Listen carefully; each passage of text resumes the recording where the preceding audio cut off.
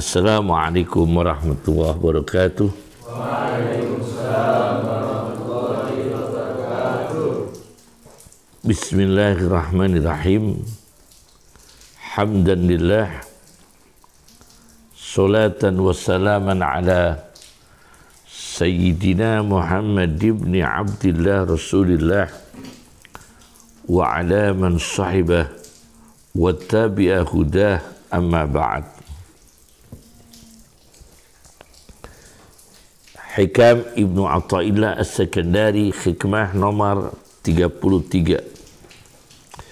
Bismillahirrahmanirrahim. Saya baca sarah hikam Ad-Durarul Jauhariyah fi Syarhil Hikamil Athaiyah karya Zainuddin Abdul Rauf Al-Munawi di halaman 9998. Al-Haqqu utawi Allah yang maha benar.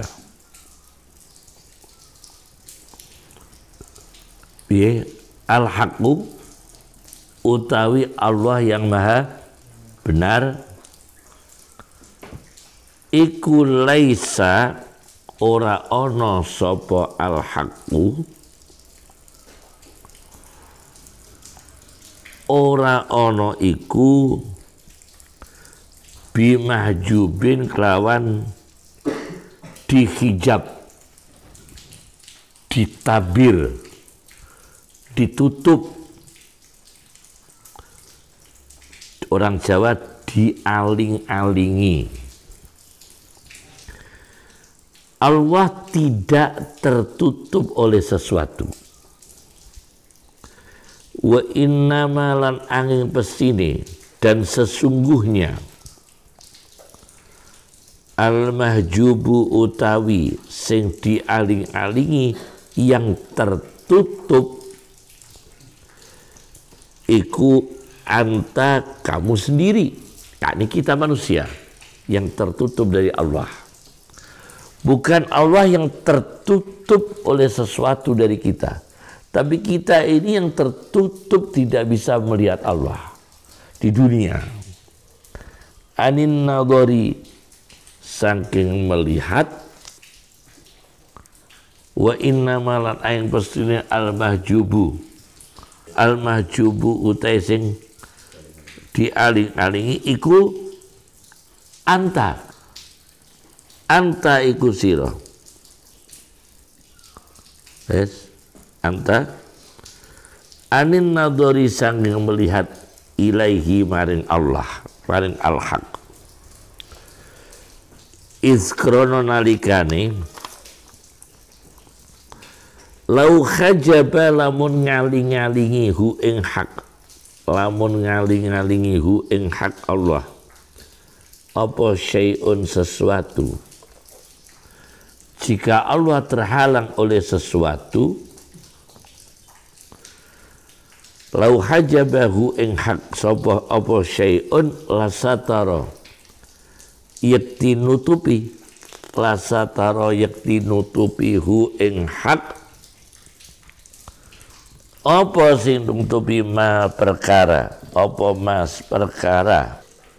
Lau hajaba lamun ngaling-ngalingi hu ing hak apa syai'un lasatara yakti nutupi hu ing hak apa ma barang hajaba kang ngaling-ngalingi apa ma hu ing hak. Kalau Allah terhalang sesuatu, maka ada sesuatu yang menutup Allah. Sesuatu menutup Allah berarti Allah kalah, kan? Karena ditutup oleh sesuatu. Dan itu mustahil Allah kalah. Walau kana lan lamun ono, walau kana lan lamun ono iku lahu kedue Allah, iku lahu kedue al-haq Allah, apa sing ono satirun sing nutupi sataro, apa satirun ono sing nutup lakana yakti ono, lakana yakti ono iku li wujudihi kedua wujude hak, lakana yakti ono iku li wujudihi kedua wujude hak. Wes apa sing ono hasirun yang membatasi. Kalau Allah terhalang oleh sesuatu, maka ada sesuatu yang menutup Allah. Kalau ada sesuatu yang menutup Allah, berarti ada yang membatasi Allah. Kalau Allah itu dibatasi, berarti kan kalah. Dan Allah itu mustahil kalah. Wa kullu khasirin li syai' fa huwa lahu qahir. Wa kullu khasirin utawi tiap sing membatasi, lakana yakti ana iku li wujudi kedue wujude al-haq Allah, apa hasirun sing membatasi. Wa kullu hasirin utawi sekabiane sing membatasi li syai'in maring sesuatu, fahuwa mongko iku utawi kullu hasir, fahuwa mongko iku utawi kullu hasir lahu maring syai', lahu maring syai' iku qahirun ngalahake, iku qahirun apa ngalahake. Wa huwal qahiru fawqa ibadih, fahuwa mongko tai kullu hasir, mongko iku tai kullu hasir lahu maring syai' iku qahirun ngalahake. Padahal wa ta Allah iku al-qahiru yang mengalahkan segalanya. Qahirku mengalahkan, perkasa, memaksa. Iku al-qahiru mengalahkan, perkasa, bisa memaksa. Fauqa ibadihi, di atas hamba-hamba Allah. Fauqa ibadihi, wa ta iya Allah iku al-qahiru maha menang, maha perkasa, maha memaksa, fauqa ibadihi yang dalam sak dhuwure hamba-hamba Allah. Maka kita tahu bahwa menurut dalam kitab Ad-Durrul Jauhariyah ini karya Zainuddin Abdur Rauf Al-Munawi di halaman 99, bahwa tabir itu ada dua. Ya, tabir ada dua. Satu, hijabu basar, tabir mata indrawi. Tabir menutup indrawi. Mata indrawi itu apa? Mata luar. Ada tabirnya. Apa tabirnya mata luar? Yaitu yang menyebabkan kita tidak bisa lihat Allah. Fahijabul basar aibukal asliyu alladhi huwa naqsu wal fana, yaitu kekurangan kita sendiri, cacatnya kita sendiri.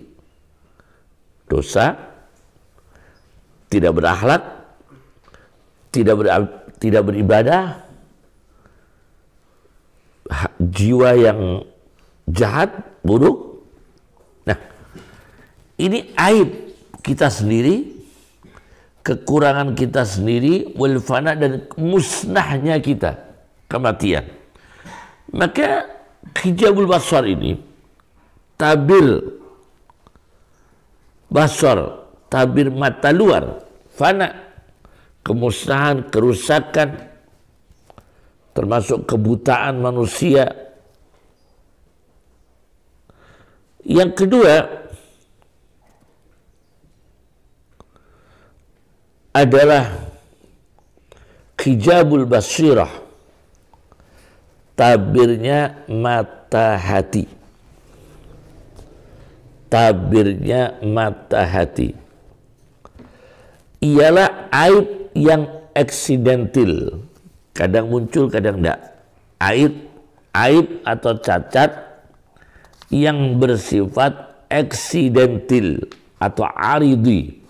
Aridi itu kadang datang kadang hilang. Itu aib tabirnya mata hati. Misalnya apa? Misalnya hatinya ini dendam, maka orang ini tidak bisa menemukan hati yang merasakan halawatul ibadah, nikmatnya ibadah. Ketika mata luar banyak maksiat, maka mata hati yaitu basirah tertutup, tidak bisa merasakan halawatul ibadah, nikmatnya ibadah, manisnya ibadah. Ini hijabnya mata hati yang eksidentil. Fa idza zala kushifat lakal haqiqah. Maka jika mata hati ini dibuka, hilang tabirnya mata hati, bersih, jernih, kusyifat lakal haqiqatu, maka dibukakan kepadamu hakikat, ilmu hakikah yang nyata, yang real, yang konkret, yang manusia ini jarang melihatnya, sulit untuk melihatnya. Hal-hal gaib yang orang biasa tidak bisa melihatnya, dia melihatnya. Karena apa? Tabir mata hatinya sudah hilang, tidak ada dendam. Orangnya ikhlas, orangnya khusyuk, orangnya ikhlas. Fa'absartahuma iyanan, maka kamu akan melihat kenyataan dengan mata luar. Nah, ini diperkuat oleh satu hadis Rasulullah SAW bersabda, innakum lan tarau rabbakum hatta tamutu. Innakum, sesungguhnya kamu sekalian, umumnya manusia di dunia ini, lan tarau, kalian tidak akan bisa melihat rabbakum, Tuhan kalian, Allah Subhanahu wa ta'ala. Kalian tidak mampu melihat sekarang, hatta tamutu, sehingga kalian mati dulu, besok masuk surga, baru bisa melihat Allah. Kalau sekarang di dunia secara umum tidak akan bisa melihat Allah, hatta tamutu, sehingga kalian melewati kematian dulu. Ini hadis Nabi SAW. Hadis ini saya temukan ini masalah kedua. Tadi masalah pertama, hadis ini takhrijnya saya temukan di antaranya di kitab Musnadus Syamiyin karya Imam Tabarani. Jadi Imam Tabarani itu punya kitab Al-Mu'jamul Kabir, Al-Mu'jamul Awsat, Al-Mu'jamul Sahir, kemudian Ad-Du'a, kemudian ini Musnadus Syamiyin. Ada semua di perpustakaan saya, ada semua ini. Musnadus Syamiyin karya Imam Tabarani jilid 2 halaman 185, nomor hadis 1157. Wa annakum lan taro rabbakum hatta tamutu, dan sesungguhnya kalian tidak akan mampu melihat Tuhan kalian di dunia hatta tamutu, sehingga kalian mati terlebih dahulu. Masalah nomor 3, usaha tidak terhijab dari Allah. Usaha supaya tidak terhijab tidak terhalang dari Allah. Dengan mata hati, kalau mata luar memang sulit melihat Allah di dunia. Supaya mata hatinya masih bisa melihat Allah meskipun di dunia, bagaimana di antara usahanya? Di antara usahanya saya baca di dalam kitab Syarah Hikam. Syarah Hikam namanya Kasful Ghita an Hikam ibn Atha. Apa? Kasful Ghita an Hikam ibn Atha, karya Khatib Al-Waziri. Khatib Al-Waziri di halaman 87-88 diceritakan ada Bani Israel, salah satu dari mereka itu tekun ibadah, puasa 70 tahun. Kalau berbuka puasa 6 hari sekali. Orang ini coba-coba, jajal-jajal, minta kepada Allah supaya melihat setan menyesatkan manusia. Jadi orang ini karena dia tirakatnya sudah 70 tahun. Puasa berapa kali sehari, makanya 6 hari sekali baru berbuka. Dia pingin cita-cita yaitu kasyaf, tersingkap, dibukakan mata luar, melihat setan menggoda, menyesatkan manusia. Ternyata lama dia meminta kepada Allah tidak segera dikabulkan oleh Allah. Akhirnya dia introspeksi diri. Akhirnya orang ini evaluasi diri. Dalam hati dia, sebaiknya aku melihat dosaku saja. Sebaiknya aku evaluasi kekuranganku saja daripada melihat cara yang setan menyesatkan manusia. Lebih baik saya memperbaiki kesalahan saya, memperbaiki dari dosa-dosa saya, mencari rezeki yang halal setelah sekian lama akumulasi rezeki yang haram. Lebih baik begitu. Lawit tola'atu ala khati'ati, jika aku bisa melihat atas kesalahanku, lakana khairan ilayya min hadal amri alladhi talabtuhu. Jika aku melihat kesalahanku sendiri, lebih baik daripada perkara ini yang aku inginkan, yaitu bisa melihat setan menyesatkan manusia. Maka dengan introspeksi diri ini, dengan kesadaran diri ini, berarti dia mulai aktif basirahnya, mata hatinya mulai aktif, menyadari. Maka Allah memberikan ilham kepada orang Bani Israel ini. Ilhamnya begini, kalamuka hada, ucapanmu ini, ahabbu ilayya, kata Allah, lebih aku cintai, mimma madha, daripada yang sudah kelewat, min ibadatika, dari ibadahmu.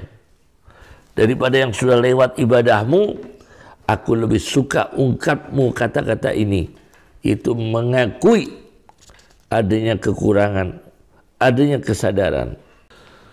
Setelah itu Allah membuka mata orang ini, buka mata luarnya, maka dia melihat tentara iblis mengelilingi bumi. Faida junudu iblisa qad ahata bil ardi, mengelilingi bumi, dan setiap manusia dikepung oleh para setan. Wa idza laisa ahadun minan nas illa wasyayatinu haulah, dan tidak ada satu orang pun dari manusia kecuali setan-setan itu di sekelilingnya. Maka orang ini bertanya kepada Allah, siapa yang bisa selamat dari kepungan setan ini, tentara-tentara iblis? Allah menjawab, al-wari'u, orang yang wirai, yang bisa selamat, menghindari haram dan subhat. Al-layyinu, orang yang lembut hati. Kemudian ini masalah ketiga. Masalah keempat, mementingkan ilmu-ilmu non agama, mementingkan ilmu-ilmu non agama, ya, itu bisa menjadi tabir, bisa menjadi penghalang, hijab, mahjub aktifnya basirah mata hati, aktifnya basar mata luar, tidak mendapatkan ilmu agama, ilmu yang bisa langsung komunikasi dengan Allah Subhanahu wa ta'ala, dia tidak dapat. Karena apa? Mementingkan ilmu-ilmu non agama. Ini saya terangkan satu kasus di dalam kitab Min Ahlaqil Ulama karya Muhammad Sulaiman Ibrahim An-Narah. Min Ahlaqil Ulama nomor 320. Ada ulama besar di sejarah Islam itu, sejarawan, pakar tarikh, pakar sejarah, yaitu Al-Waqidi. Tidak ada orang yang kenal Waqidi para ahli sejarah Islam, yakni sejarah Islam. Bagaimana Imam Waqidi? Dia pakar sejarah, bukan ahli bidang agama, sejarah. Kalau ahli bidang agama seperti apa? Maaf, seperti ahli fikih, ahli tafsir, ahli hadis. Ini dia ahli sejarah. Nah, ini saja ma kana lahu min sa'atil ilmi, ya, wa kasratil hifdhi, kana la yahfadul Quran. Di halaman 320 kitab Min Ahlaqil Ulama karya Muhammad Sulaiman Ibrahim An-Narah An-Nuri, halaman 320, Al-Waqidi itu sangat alim sejarah tapi tidak hafal Quran. Suatu ketika dia diminta oleh Sultan Ma'mun untuk mengimami sholat Jumat. Dia nggak mau, karena dia tidak hafal Quran. Diminta oleh Sultan Ma'mun, waqad waqa'at lahu qissatun fi hada ma'il Ma'mun, idh talaba ilaihi an yusalli al-jum'ata ghadan bin nas. Dimohon besok Al-Waqidi memimpin sholat Jumat, mengimami orang-orang. Famtana, dia menolak. Padahal dia ulama besar, ahli sejarah, tapi tidak tafakuh yang kaitan ilmu syariah. Dia terhalang dari hafal Quran. Famtana, dia menolak. Maka didesak oleh Al-Ma'mun untuk tetap mengimami Jumatan. Dia menolak. Dia mengatakan, saya tidak hafal surat Jumat. Maka Al-Ma'mun mengatakan, sudah, nanti saya briefing, saya latih.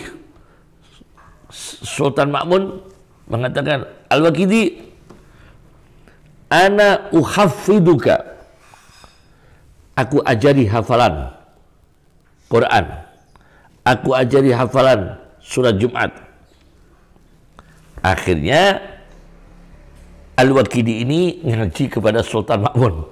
Padahal Al-Waqidi ulama, tapi ulamanya bukan ulama bidang syariat, tapi ilmu bidang sejarah. Apalagi ilmu-ilmu lain yang jauh dari Islam. Maka menyebabkan dia jauh, tidak fokus.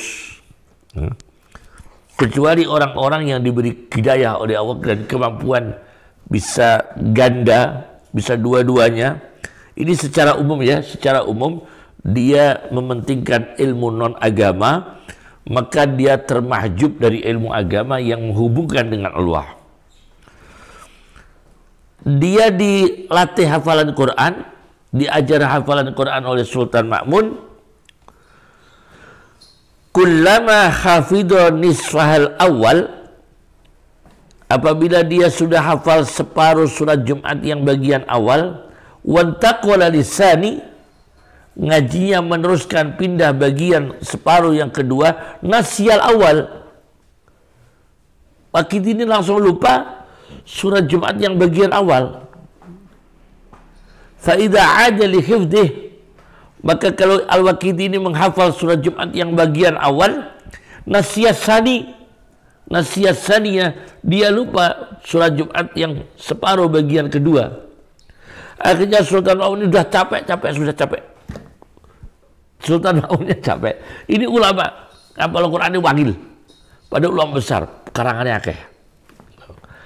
Karena apa? Karena dia, ya mohon maaf ini, hatta ta'ibul Ma'mun, akhirnya capek Sultan Ma'mun dan diserahkan kepada ulama Ali bin Saleh untuk melatih hafalan Al-Quran kepada Al-Waqidi, juga gagal, tidak bisa. Maka kata Sultan Ma'mun, hada rajulun yahfadu ta'wil wala yahfadu tanzil. Ini orang Al-Waqidi hafal takwilnya Quran, takwil itu tafsirnya. Ini juga ulama hafal takwilnya Quran, taklat ya, ilmu agama tafsir hadis musoleh. Dia ini sejarawan, ini ibaratnya laki-laki yang hafal tafsir, bagian orang yang hafal tafsir, yahfadu ta'wil wala yahfadu tanzil, dan tidak hafal Qur'annya, apalagi ilmu lain. Nah, ini ya. Ini yang keempat. Yang kelima, memilih barokah daripada harta. Nah, maka dia tidak terhijab dari Allah Subhanahu wa ta'ala. Memilih apa? Memilih barokah daripada harta, maka dia tidak terhijab dari ilmu yang dari Allah Subhanahu wa ta'ala. Karena memilih barokah daripada harta, maka tidak terhijab, tidak terhalang dari ilmunya Allah. Saya baca dalam kitab Al-Fawaidul Muntakhabah wal Hikayatul Mustaghrabah karya Ibnu Baskwal. Ibnu Baskwal ini di sini juga ada kitabnya Al-Baskwal, Al-Ikmal, ini juga karya oh bukan, kalau ini bukan Ibnu Baskwal, Ibnu Makula. Nah, Al-Ikmal ini Ibnu Makula. Kalau ini Ibnu Baskwal, Al-Fawaidul Muntakhabah wal Hikayatul Mustaghrabah. Ketika di juz 4 halaman 214-215, Imam Qa'nabi itu punya istri kaya raya. Siapa? Imam Qa'nabi punya istri yang kaya raya, istri yang meninggal dunia dan dikubur.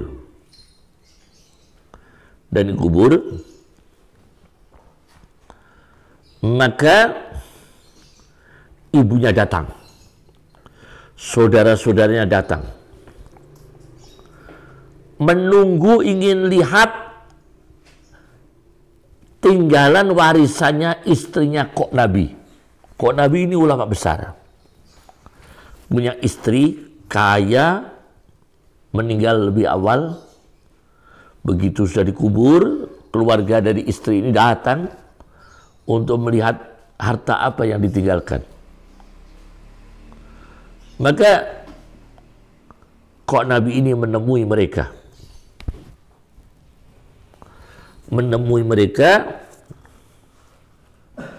ya, dan memberi salam kepada mereka, keluarga istri. Dan Qa'nabi ini hanya minta